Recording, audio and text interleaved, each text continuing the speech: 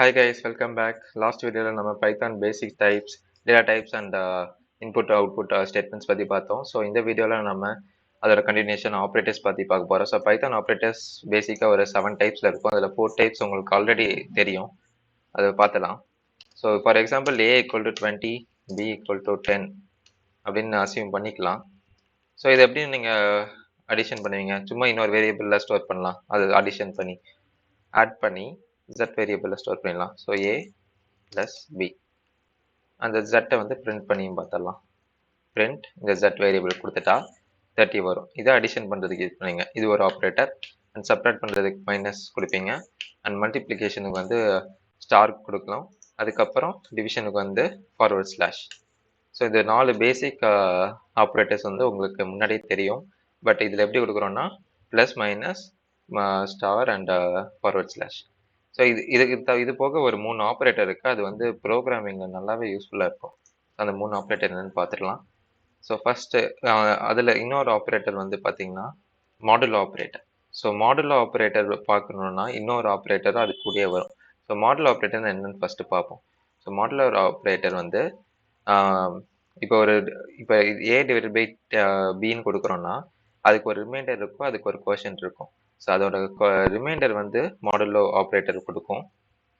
And அதோட quotient வந்து floor division கொடுக்கும். ஸோ எப்படின்னு பார்த்துடலாமா?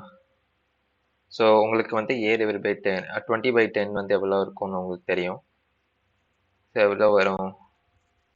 ரிமைண்டர் வந்து 0 தான் வரும், ஏன்னா இது வந்து டிவைட் ஆயிரும். பட் இதே கோஷன்ட் எவ்வளோ வரும்? ஃப்ளோர் டிவிஷன் எப்படி கொடுக்கணும்னா டபுள் ஃபார்வர்ட் ஸ்லாஷ் டிவிஷன் மாதிரியே, பட் 2 டைம் கொடுக்கணும். இது வந்து ஃப்ளோர் டிவிஷன். இது கொடுக்குறப்போ கோஷன்ட் வரும். கோஷன்ட் வந்து 2. ஸோ இதே ஒரு வேலை 29/10 இருந்துச்சுன்னா கோஷன்ட் எவ்வளோ வரும்?